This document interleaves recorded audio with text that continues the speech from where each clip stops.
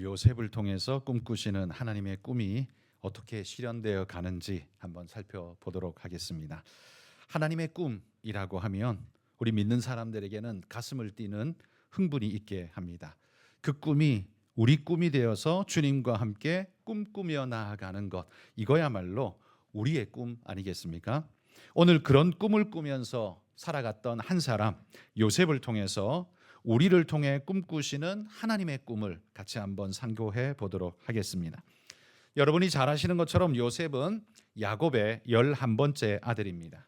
그러나 야곱이 가장 사랑했던 아내 라헬의 장자였기 때문에 이 요셉은 언제나 야곱의 심리적 장자였습니다. 결과적으로도 결국 요셉이 야곱의 장자의 축복을 얻게 됩니다. 르벤이 아버지의 침상을 더럽히는 죄를 범해서 장자권을 박탈당한 이후에 그 장자의 권한이 요셉에게로 넘어가게 되지 않습니까? 결국 요셉이 진짜 장자가 되고 마는 거죠. 이 또한 놀라운 하나님의 섭리라고 말할 겁니다. 성경에 기록된 이 요셉의 성격을 한번 추적해 보자면, 제 개인적인 견해입니다만 17세 소년 요셉의 성격은 아마 대표적으로 밝은, 그리고 속으로 삭히는 스타일이기보다는 밖으로 좀 내뱉는 그런 스타일 아닐까라는 생각이 듭니다. 그리고 청소년 요셉의 기록을 보면 그는 기대감과 푸른 꿈을 가진 청명한 자였으리라, 이렇게 기대가 됩니다. 본장 2절에 보시면 형들의 잘못을 고자질하는 그런 모습들이 나타나고 있는데요. 저는 이게 사악한 마음으로 고자질한 것이 아니라 어찌 보면 요셉의 똑똑함의 반작용 아닐까라는 그런 생각도 한번 해봅니다. 이게 무슨 말인고 하니, 형들의 잘못, 그건 요셉이 보기에는 왜 저렇게 하지? 라는 생각이 들 만한 일들이 있지 않았을까요? 그런 이야기를 아버지 앞에서 이야기할 때에 자기 나름대로는 이게 좋을 것 같은데 라는 말로서 툭 내뱉는 말, 그것이 형들을 얼마나 난처하게 할지는 생각지 못하고 일단 자기 머리에 떠오르는 생각, 그냥 그대로를 아무 생각 없이 내뱉은 것 아닌가라는 생각을 해봅니다. 왜냐하면 그는 아직 17세 소년, 어리기 때문에 남들까지 생각할 만한 그럴 여유가 있지 못한 거죠. 게다가 3절에 보시면 아버지가 그를 사랑해서 채색 옷을 입혔다라고 이야기합니다. 이게 불화의 씨가 되지 않습니까? 그러나 이 채색 옷이 요셉의 인격 형성에는 굉장히 높은 자아상을 심어줬을 것이다 라고 생각합니다. 사랑받을 자격이 있고 사랑받는 사람이라는 인식을 심어주고, 그래서 삶에 자신감이 있고 주눅들거나 묻혀있는 그런 존재가 아닌 어디서든 나설 수 있고 부끄러움이 없는 모습, 이게 그의 어릴 때 채색 옷이 만들어준 그의 자아상이 아닐까라는 생각을 합니다. 그런데 거기에 또한 하나님께서 그에게 꿈을 주셨죠. 2번이나 연거벗고 되는 이 꿈, 먼저는 형들의 볕단이 자기를 향해서 절하는 그런 꿈을 꿉니다. 형들이 자신에게 절을 한다? 이건 사실 현실에는 있기 어려운 그런 일이지 않습니까? 그러니 이 성격 밝은 요셉이 가만히 있을 리가 없는 거죠. 물론 그것이 현실에 있기는 어려울지 몰라도 적어도 이 꿈속에서라도 흥분된 경험을 한 그걸 그냥 여과 없이 그냥 내뱉기를 원했던 거죠. 그러나 그 이야기들이 형들의 입장에서는 굉장히 괘씸할 수밖에 없는 거였습니다.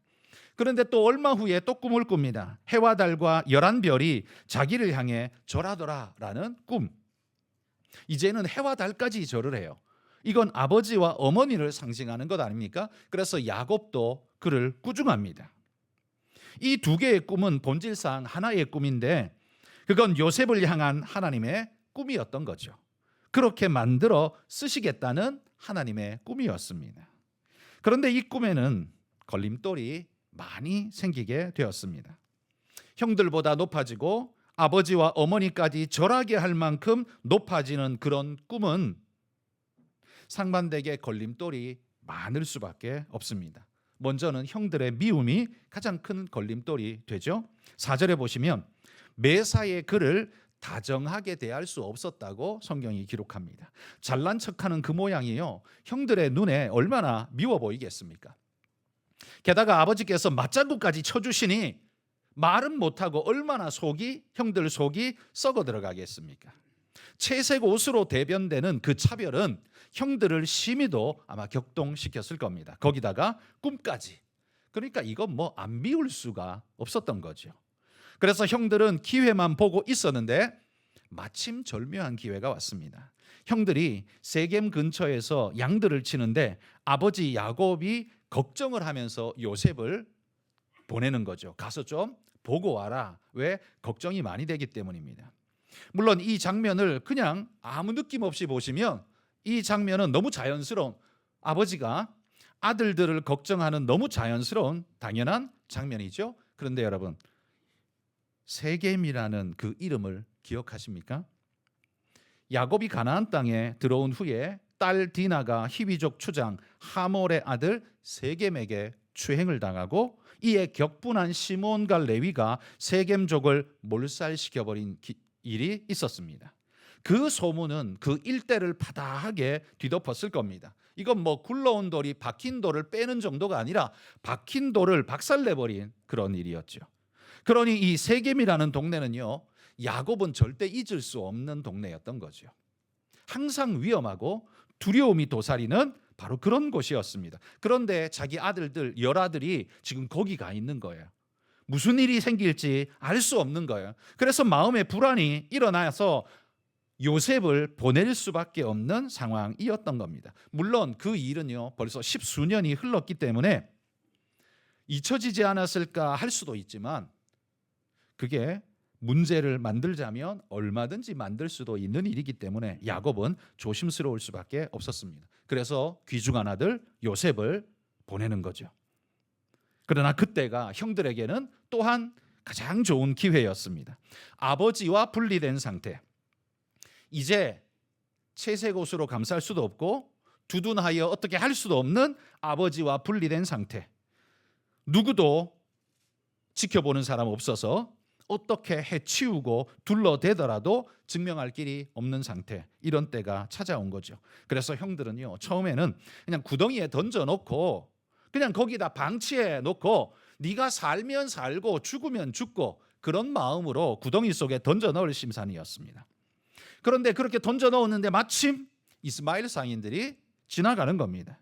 그러니까 그냥 여기다 그냥 버려둬봐야 우리한테, 자기들한테는 플러스 되는 것 없지만 어차피 죽이려고 마음먹었던 거 이스마엘 상인들에게 팔면은 이게 돈이 되니까 그냥 팔아버리자 하고는 은 20에 동생을 팔아버렸습니다. 아버지의 편에 채색 옷의 꼴값, 속 터지는 꿈 이야기, 이런 것들을 이제는 더 이상 보지 않아도 된다 하고 속이 얼마나 시원했을까요? 그런데 문제는 아버지가 슬퍼할 것을 생각해야 되니까 이게 좀 마음에 많이 걸립니다. 요셉의 채색 옷에다가 염소의 피를 묻혀서 짐승이 요셉을 찢어 죽였다라고 그렇게 아버지에게 보고할 수밖에 없었습니다. 그리고 그 일은 완전 범죄처럼 되어졌습니다. 자신들이 아버지에게 얼마나 끔찍한 죄를 저질른지는 그냥 잠시 눈 감고 지나가면 없어질 일이라고 생각했는지 모르죠. 지금까지 동생을 편애한 값이니 아버지도 그냥 대충 받고 넘어가십시오, 이런 마음으로 아버지에게 이런 일을 저질렀는지도 모르겠습니다. 어쨌든 정리해 보면 하나님의 꿈을 가로막는 걸림돌이 이 요셉의 인생길에 세 가지가 작동하는 것을 우리는 발견하게 됩니다. 바로 그 세 가지를 우리가 돌아보면서 우리의 꿈의 길, 하나님의 꿈의 길에 가는 우리에게 걸림돌이 무엇으로 작용할 수 있는가를 함께 살펴보겠습니다. 먼저 첫 번째, 요셉의 이 하나님이 주신 꿈의 첫 번째 걸림돌은요, 요셉의 미숙함이 그 첫 번째 걸림돌이었습니다. 요셉은 어렸기 때문에 자신을 표현하는 데 급급했지 이 표현이 다른 사람에게 어떤 영향을 미칠지까지는 생각지를 못했습니다. 어리기 때문에 그렇죠. 채색 옷이 형들에게 얼마나 자괴감을 주고 분노를 낳을지 생각 못했습니다. 자기는 그냥 입으니까 기쁘기만 하죠. 형들보다 자기가 더 잘난 것 같아서 더 좋기만 하죠. 그런데 형들이 받을 그 마음은 헤아리지를 못했습니다. 또한 꿈 이야기가 자기에게는 그냥 신비롭고 흥미로운 이야기이지만 듣는 형들에게는 분노스러운 일이라는 걸 생각할 겨를이 없었습니다. 여러분, 하나님의 꿈을 방해하는 요소는 반드시 우리 바깥에 존재하는 것이 아닙니다. 내 안에도 존재한다는 사실을 기억해야 합니다. 요셉이 이렇게 미숙하게만 하지 않았어도 형들이 동생을 팔아먹는 것까지, 그런 죄까지 저질렀을까요?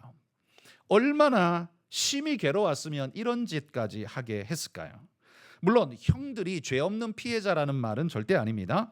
피해를 본 것은 분명히 사실이지만 그렇다고 그 피해를 반드시 그런 죄로 갚아야 한다? 그건 정당성이 없는, 형들은 더 큰 잘못을 저지른 사람들이었습니다. 그러나 여러분, 우린 이 사건에서 기억해야 합니다. 우리의 미숙함이 하나님의 꿈을 방해하는 요소로 쓰일 수도 있다는 사실입니다. 쓰임받는다는 사실에만 집중하다 보면 지금 쓰임받지 못하고 있는 사람들의 심정은 헤아리지 못하고 자기도 모르게 상처 주는 말, 그런 말들과 행동을 쉽사리 그냥 내뱉어버리고 해버릴 수 있습니다. 그래서 저는 구역이나 교회 안에서 대학에 합격한 아이들을 너무 심하게 과도히 칭찬하지 말라고 주문드립니다. 왜냐하면 교회는 반드시 떨어진 애들이 있습니다. 나는 붙은 애 칭찬했지 떨어진 애를 탓한 적 없어. 탓한 적 없죠. 그런데 과도한 칭찬은 떨어진 애를 상대적으로 탓한 것과 마찬가지의 결과를 낳습니다. 그래서 칭찬을 해도요, 적당히 하셔야 됩니다. 너무 과하게 하면 떨어진 사람을, 안 그래도 대학 떨어져서 힘든데 너는 쓸모없는 존재야 라고 바닥 밑까지, 인생의 저 바닥까지 그냥 밟아버리는 그런 결과를 낳을 수 있다라는 이야기예요. 과도한 승리자를 향한 칭찬, 그건 그 사람에게 채색옷이 될 수 있습니다. 그 채색옷은 입지 못한 사람에게 엄청난 상처를 가져다 줄 수도 있다는 말을 우리는 기억해야 한다는 거죠. 그러므로 여러분, 과유불급 늘 기억하고 마음에 우리가 새기길 바랍니다. 공동체 생활을 할 때는 이게 너무나 중요합니다. 과유불급. 사실 제가 우리 교회에 와서 제일 많이 생각했던 단어가 이 단어입니다. 와서 보니까 이 과유불급이라는 이 말이 자꾸 생각나게 하는 일들이 굉장히 많이 보였습니다. 과유불급. 과하면요, 아니함만 못하게 됩니다. 칭찬도 너무하면 화가 되기도 하지만 반대로 다른 사람에게 큰 욕이 되기도 합니다. 그래서 우리는 채색옷, 내게 입혀준 채색옷이 내게는 좋지만 다른 사람에게 얼마나 상처가 될까를 생각할 수 있는 넉넉함이 필요합니다. 우리의 속좁음이, 우리의 그 미숙함이 하나님의 꿈에 걸림돌이 될 수 있다는 사실을 기억하고 우리 자신을 돌아보며 가는 그런 일꾼들이 되기를 바랍니다. 두 번째 걸림돌로 작용하는 게 있습니다. 그건 바로 형들의 시기심입니다. 형들의 마음속에서 자라난 시기심은요, 하나님의 꿈을 막는 걸림돌로 작용합니다. 그들은 이렇게 말했습니다. 20절에 보시면 그의 꿈이 어떻게 되는지를 우리가 볼 것이니라. 그러면서 이런 말을 해요. 이 말이 어떤 의미겠습니까? 그의 꿈이 어떻게 되는지를 우리가 볼 것이니라. 야, 그거 어떻게 될까? 궁금하다 야. 이런 말일까요? 그 말이 아닙니다. 형들의 말을 의역을 하면 이런 거예요. 그 꿈이 실현되지 못하도록 내가 다 깨부셔버리겠어. 이런 분노의 말입니다. 그들의 마음은 하나님을 대적하고자 하는 의도는 없었지만 그 얄미운 녀석이 잘 되는 꼴은 도저히 두고 볼 수 없다라는 바로 그런 마음의 표현인 거죠. 그런데 그것이 하나님의 꿈을 막는 일로 지금 사용되고 있다는 겁니다. 여러분, 우리가 누구의 마음에 억하심정을 만들면 나도 모르게 하나님의 대적자를 양성하고 있는 꼴이 된다는 사실을 우리는 두려워해야 합니다. 사실 교회의 안티 세력들, 교회 밖에 있는 교회 욕하는 안티 세력들, 그들은요, 교회를 전혀 경험해 보지 않은 사람들이 아닙니다. 교회 안티는 전부 다 교회 안에서 만들어집니다. 다 교회를 경험해 본 사람이고 교회를 알기 때문에 가장 절묘하게 교회를 아픈 데를 찌를 수 있는 사람입니다. 교회를 모르는 사람은 교회 아픈 데가 어딘지 모르기 때문에 못 찔러요. 그런데 교회 아픈 데를 가장 잘 찌를 수 있는 사람은 교회를 아는 사람이에요. 그래서 교회 안티는 다 교회에서 만들어집니다. 신앙이 별로 없던 성도가 교회 안에서 상처를 받으면 교회 자체를 대적으로 돌리게 됩니다. 그 상처의 정당성이 있든 없든 상관없습니다. 자신이 상처로 여기면 그에 대한 반작용이 그 마음속에서 크게 자라나는 겁니다. 우리는 정의롭게 했고 그게 성경적이고 그게 옳다라고 말할지 모르지만 거기에 치여 죽은 사람은 이런 분노가 그의 마음속에 싹트게 되고 안티로 자라나게 된다는 말입니다. 우리는 악의로 한 건 아니지만 본의 아니게 악의가 돼버린 거죠. 여러분, 우리 주변에도 요셉의 형들, 이 파편에 맞아서 치명상을 입은 요셉의 형들이 우리 주변에 얼마나 많이 있을까요? 우리 교회에서도 얼마나 많은 요셉의 형들을 만들어 냈을까요? 그건 우리가 원해서 된 게 아니라 우리의 실수와 허물로 혹은 우리의 미숙함으로 혹은 우리의 악의적인 모습으로 만들어질 수도 있습니다. 이 미숙한 요셉처럼 그냥 자랑한 것일 뿐인데 그 자랑에 맞아 죽는 사람이 생길 줄은 꿈에도 생각 못했던 거죠. 말씀대로 산다고 한 건데, 성경대로 산다고 한 건데 거기에 맞아 죽는 사람이 생길 줄은 몰랐던 것이죠. 그러나 요셉의 형들도 무죄한 것은 절대로 아닙니다. 동생이 아무리 얄미워도 어떻게 동생의 생명을 취할 생각을 합니까? 이건 무엇으로도 해석이 안 됩니다. 100번을 양보해도 이건 명백한 죄입니다. 어떤 이유로도 용인될 수 없는 것이라는 말이죠. 성도 여러분, 혹시 지금 우리 마음속에는 누구 때문에 불편하십니까? 인간 사회는 그런 일들이 반드시 일어납니다. 아무리 성인 군자라도 그 마음속에 그런 사람들은 꼭 있습니다. 그리고 나도 모르게 그런 일을 만들고 있음을 우리는 인정해야 합니다. 교회라 할지라도 반드시 일어날 수밖에 없다는 말이죠. 그러나 여러분, 내가 그런 상처를 받은 것 같다 할지라도 그것을 죄로까지 끌고 가는 건 그건 분명히 내 죄입니다. 그 사람 때문에 혹은 그 일 때문에 혹은 어떤 상황 때문에 내가 이럴 수밖에 없었어라고 말하지만 이럴 수밖에 없는 그것도 결국 나의 선택이지 누가 시킨 거 아닙니다. 그러므로 그거 내 허물이요 내 잘못이라는 걸 잊어서는 안 됩니다. 죄를 지어놓고 너 때문이야 라고 외치는 것만큼 무책임한 일이 어디 있습니까? 마귀가 우리 마음에 아무리 충동을 일으키고 분노를 촉발시켜도 우리는 주님의 말씀을 기억해야 합니다. 우리 한 구절 보겠습니다. 창세기 4장 7절 하반절에 나오는 말씀인데요. 함께 읽읍시다. 죄가 너를 원하나 너는 죄를 다스릴지니라. 여러분, 죄는 항상 우리를 원합니다. 그래서 항상 우리를 자꾸 붙잡고 늘어지려 하고 우리를 죄 가운데로 끌어들이려고 수도 없이 노력합니다. 거기에 우리가 마음을 조금만 풀어 헤치면 거기 끌려 들어가게 되어 있습니다. 하나님은 뱀에게 유혹받은 것 때문에 유혹받은 것이기 때문에 아담과 하와는 죄가 없다. 뱀이 잘못한 거지 아담과 하와가 무슨 죄야? 이렇게 말씀하셨습니까? 아닙니다. 그 유혹에 어떤 선택을 할 것인가? 이건 그 사람의 책임입니다. 그 사람의 선택이란 말입니다. 반드시 채소교 때문에 죽여야 하는가요? 그건 아니라는 말이죠. 죽음의 선택은 형들이 한 거지 채색옷이 만든 게 아닙니다. 물론 채색옷이 영향을 미친 건 맞지만 죽이겠다라고 결단한 건 자기들이지 채색옷이 아니란 말이죠. 여러분, 뱀은 아담과 하와를 유혹하여서 그 죄값으로 하나님의 저주를 받았습니다. 그러나 그렇다고 해서 아담과 하와가 죄가 없다고 무죄 방면하지 않으셨습니다. 아담과 하와도 하나님의 저주를 받았습니다. 똑같이 죄 가운데 떨어졌다는 말입니다. 여러분, 우리가 하나님이 꿈꾸시는 일에 걸림돌이 되지 않기를 우리 함께 기도합시다. 우리의 마음은 늘 그렇지만 우리의 현실은 그렇지 않을 때가 종종 있지 않습니까? 나는 하나님 말씀대로 잘 살아보겠다고 옳게 하겠다고 사실 마음 먹지만 나의 채색옷 때문에 상처받아 쓰러지는 사람들이 여기저기 생겨나지 않습니까? 내가 그냥 무심결에 내뱉은 한마디 한마디 말들이 그 사람에게는 깊은 가시가 되어서 빼내기 힘든 가시가 되어서 그것이 염증을 만들고 통증을 만들고 죽음을 만드는 일까지 만들어내기도 하지 않습니까? 우리의 채색옷이 만든 일들이 이런 일이 일어날 수 있다는 사실을 기억하고 또한 형들도 아무리 상처를 받았어도 그것을 이런 식으로 갚는 것은 결단코 하나님이 동의할 수 없는 일이라는 걸 기억하고 우리는 무엇이 우리의 가야 할 길인가를 돌아보며 바르게 걸어야 합니다. 하나님의 꿈의 걸림돌 두 번째는 바로 형들의 그 시기심입니다. 하나님이 그거 옳다 하지 않습니다.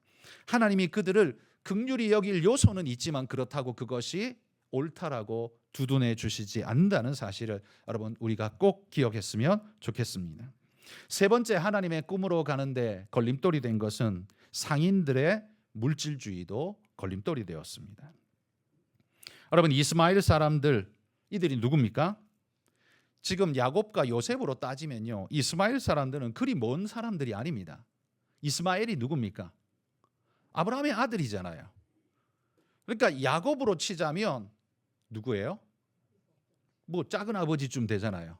아니, 큰 아버지겠네요. 나이는 더 많을 테니까. 그렇잖아요. 큰 아버지잖아요. 큰 아버지. 그의 후손이니까 나하고는 굉장히 가까운 친척이잖아요. 굉장히 가까운 친척이에요. 그러니까 이스마엘의 입장에서도 얘들이 누구지? 이거 우리 친척이었네? 우리 조카네?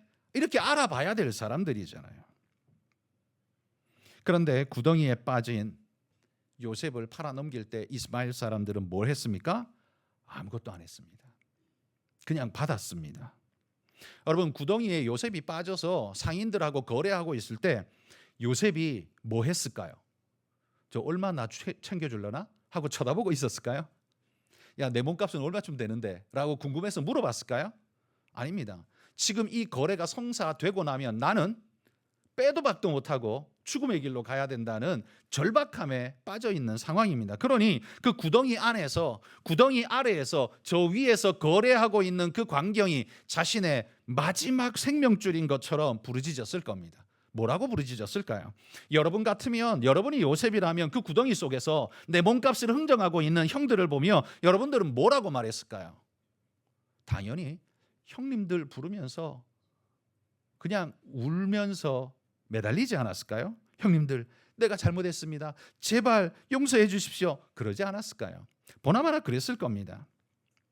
그러니까 이스마엘 사람들의 입장에서 보면요, 이 상황이 어떤 상황이란 거예요?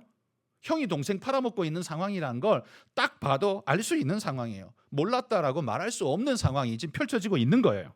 그런데 이 이스마엘 사람, 친족인, 형제인 그들이 지금 뭐 해요? 그들은 장사치라는 자신의 직업에만 충실했지 무엇을 해야 하는지에 대해서는 입을 닫고 눈을 감고 귀를 막은 존재가 되었습니다. 이 상인들도 요셉의 외침을 함께 외면했다는 말이죠. 알면서도 눈 감았습니다. 왜요? 돈이 되니까. 요셉의 형들에게는 20을 챙겨줬지만 보디발에게 20에 팔았을까요? 세상에 그런 장사치가 어디 있습니까? 본전치기 하는 장사치가 어디 있습니까? 얼마를 남겨도 남겨야죠. 보나마나 아마 보디발의 집에는 30에 팔았을 겁니다. 20에 샀으니까 30에 팔았을 거예요. 그래야 10이라도 남기는 거죠. 여러분, 이 모든 일들이 결국 한마디 이야기에서 시작되었습니다. 그 녀석의 꿈이 어떻게 되는지 한번 지켜보자. 그 도끼서린 말 한마디 속에서 이 모든 일들이 진행되었습니다. 하나님의 꿈을 가로막는 그 모든 일들로 지금 작동하고 있다는 겁니다. 그러나 여러분, 그럼에도 불구하고 참 다행한 것이 있습니다. 그건 뭐냐 하면 이런 걸림돌들이 하나님의 역사의 물길을 가로막으려고 놓이지만 하나님의 역사는 그런 것에 막히지 않는다는 게 이 또한 놀라운 사실입니다. 여러분, 한강에다가 저렇게 깊은 데 말고 얕은 한강에다가 돌덩어리 몇 개를 올려놓는다고 생각해 보십시오. 물길에 부딪히고 물길을 방해하는 것 같지만 그렇다고 해서 한강 물길이 달라집니까? 아니요. 그냥 그 돌덩어리 휘감아 안고 다시 여전히 흐를 겁니다. 조금 불편하게 만들 거예요. 작은 부딪힘과 소용돌이를 일으킬 수 있습니다. 그러나 큰 물은 작은 돌덩어리에 개의치 않고 흘러서 그들의 바다로 흘러가게 돼 있습니다. 하나님의 바다로 흘러간단 말입니다. 그러므로 여러분, 우리 삶에 이 걸림돌 같은 일들이 이런 식으로 작용하고 있지만 그러나 우리는 절망할 필요가 없는 것이 바로 하나님의 역사는 그런 문제, 내가 만든 문제, 그들이 만든 문제, 곤란한 우리의 환경의 문제, 그 어떤 게 있어도 하나님은 그 모든 문제를 휘감고 안으면서 결국 하나님의 바다로 우리를 끌고 가신다라는 사실, 오늘 요셉의 이야기를 보면 그렇지 않습니까? 하나님은 작은 돌덩이 하나에 당신의 역사를 포기하는 분이 아니십니다. 오히려 그 돌덩어리 때문에 오히려 더 빨리 요셉이 꿈의 길로 가잖아요. 그것 때문에 팔려서, 그것 때문에 옥에 갇혀서, 그것 때문에 애굽의 총리로 곧장 가게 되는 가장 빠른 길을 그가 찾아가게 된 거죠. 여러분, 예수님을 십자가에 달고 마귀는 쾌재를 불렀을 겁니다. 이제 끝났다. 그러나 메시아를 죽임으로써 메시아의 일을 끊어놓았다고 생각했겠지만, 그런데 그게 아니었습니다. 그 걸림돌 역할을 톡톡히 했다고 생각하겠지만 하나님은 그것까지 품어 걸림이 아닌 하나님의 바다로 여전히 흘러가게 만드셨습니다. 여러분, 우리 주님은 부활하셔서 하나님의 꿈을 완성하셨습니다. 사탄이 어떻게 막아도 하나님은 당신의 꿈을 결국 완성하셨습니다. 대제사장과 바리새인, 게다가 로마 총독까지 나서서 들쑤시며 메시아를 막겠다고 설쳤지만 결국 하나님의 구원 역사는 여전히 성취되었습니다. 하나님의 역사는 오늘도 흐르고 흐른다는 말입니다. 내가 걸림돌로 작용할 수도 있고 디딤돌로 작용할 수 있지만 하나님의 역사는 여전히 흘러갈 겁니다. 그러나 내가 걸림돌이 될 것입니까? 디딤돌이 될 것입니까? 그건 우리가 선택해야 한다는 말이죠. 걸림돌, 디딤돌이라도 하나님은 무조건 가시겠지만, 그러나 우리는 우리의 가치, 우리에게 주어지는 의미는 전혀 달라지죠. 여러분, 걸림돌이 아닌 하나님의 꿈의 디딤돌이 되시기를 소망합니다. 하나님이 꾸신 꿈, 그 꿈은 무엇일까요? 그 꿈이 무엇이길래 그 아들까지도 내어주시면서까지 이 꿈을 향해 주님은 오늘도 달려가시는 걸까요? 여러분, 그 꿈이 뭐냐 하면요, 골로새서 1장 13절 14절 말씀입니다. 읽어봅시다.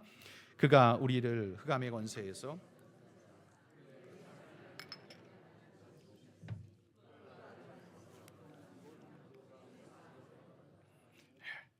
그 아들의 흑암의 나라에서 그의 아들을 통해서 속량 곧 제사함을 받는 게 우리 하나님의 꿈이었습니다. 골로새서 1장 20절도 읽어보겠습니다. 함께 읽습니다. 그의 십자가 피로 화평을 이루사 만물 곧 땅에 있는 것들이나 하늘에 있는 것들이 그로 말미암아 자기와 화목하게 되기를 기뻐하십니다. 하나님의 꿈은요, 예수 그리스도를 통해 하나님과 인생, 우리가 화목하게 되기를 꿈꾸시고, 그게 하나님의 꿈이라고 말합니다. 데살로니가전서 4장 16절 17절 읽습니다. 주께서 호령과 천사장의 소리와 하나님의 나팔 소리로 친히 하늘로부터 강림하시리니 그리스도 안에서 죽은 자들이 먼저 일어나고 그 후에 우리 살아남은 자들도 그들과 함께 구름 속으로 끌어올려 공중에서 주를 영접하게 하시리니 그리하여 우리가 항상 주와 함께 있으리라. 우리가 항상 주와 함께 있게 되는 그 역사, 이게 하나님의 꿈이셨다라는 말이에요. 자, 요한복음 1장 12절입니다. 읽습니다. 영접하는 자 곧 그 이름을 믿는 자들에게는 하나님의 자녀가 되는 권세를 주셨으니, 우리로 하여금 그냥 사람이 아니라 그냥 흙덩어리 인간이 아니라 하나님의 자녀가 되는 것, 그게 하나님의 꿈이라고 말합니다.